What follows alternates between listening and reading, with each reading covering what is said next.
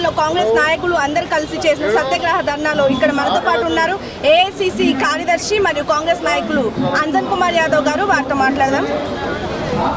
Sir, ముందు ఏం చెప్పాలనుకుంటున్నారు దీని గురించి? ఏం చెప్పాలనుకుంటున్నాం అంటే బీజేపీలకు బుద్ధి చెప్పాలనుకుంటున్నాం.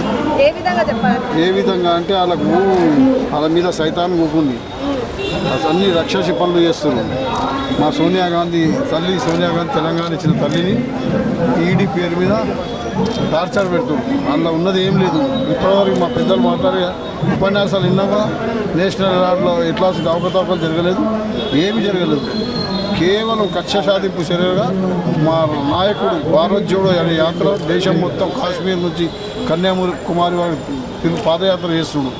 దాన్ని ఆటంకాలు కలిగించడానికి ఈ ఈడీ పేరు మీద వీళ్ళందరూ కూడా మొన్న రాహుల్ గాంధీ పైన పెట్టారు, ఈరోజు సోనియా గాంధీ.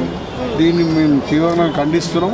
రానున్న రోజులలో వాళ్ళకి గట్టి గుణపాఠం చెప్తాం అని మా యొక్క కాంగ్రెస్ శ్రేణులందరం కూడా దీనిపై దేశానికి స్వాతంత్రం తెచ్చిన పార్టీ పండిత్ జవహర్లాల్ నెహ్రూ, వాళ్ళ మామైన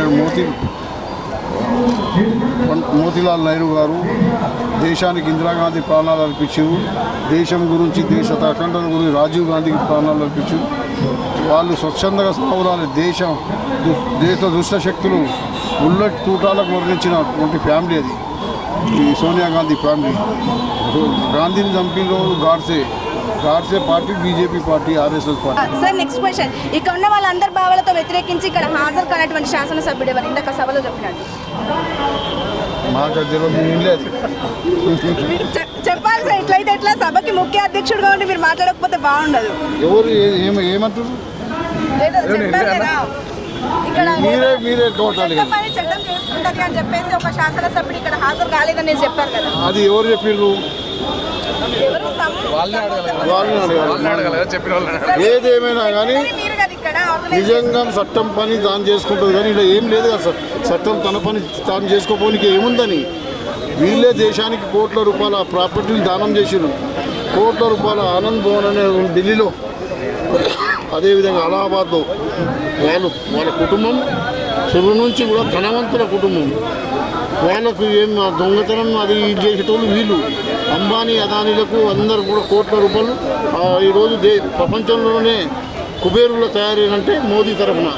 మోదీ ఈరోజు అన్ని ప్రైవేటిజం చేస్తున్నారు. రైల్వేలు ప్రైవేటిజం చేస్తున్నారు, బిఎస్ఎన్ఎల్ ప్రైవేట్ చేస్తున్నారు. అట్లా దేశ సొత్తునంతా కాంగ్రెస్ పార్టీ 60 సంవత్సరాలు ఏం చేసిందంటే 60 సంవత్సరాల్లో అభివృద్ధి చేసిన దాన్ని అంతా కూడా ప్రైవేట్ వాళ్ళకు అమ్ముకున్నారు. అలా హమ్దో హమారే దో అంటే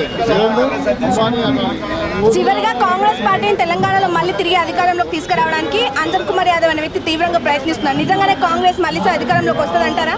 తప్పకుండా అధికారంలోకి వస్తుంది. ఈ పాపాలు వండినవి వాళ్ళు ప్రజలందరూ గమనిస్తున్నారు. ఇక్కడ కేసీఆర్ గారి ప్రభుత్వం కానీ వారి కుటుంబంలో ఉద్యోగాలు వచ్చినాయి, ప్రజలకు ఉద్యోగాలు రాలేదు. ఇప్పుడు ఇంటికి ఒక ఉద్యోగం అన్నా ఇంటికి ఒక ఉద్యోగం రాలేదు. మోదీ సంవత్సరానికి 2 కోట్ల ఉద్యోగాలు ఇస్తాను ఇవ్వాలి. 10 లక్షలు 8 సంవత్సరాలు 16 కోట్ల ఉద్యోగాలు ఇవ్వాలి. గరీబ్కే 15 లాఖ్ గిరింగి అన్నాడు. ఒక్కొక్క మనిషికి 15 లక్షలు ఇస్తామన్నాడు. అదేది కూడా ఇవ్వలేదు. ఈరోజు అందరు ప్రజలపై పెట్రోల్, డీజిల్, గ్యాస్ ధరలు పెరిగిన మీకు గమనిస్తలేదు. అట్లా కాంగ్రెస్ హయాంలో ఎట్లుండే ఆకాశాన్ని అంటున్నాయి ధరలు, నిత్యావసర ధరలు.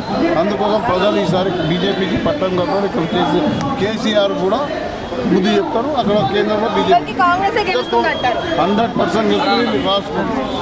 Thank you sir.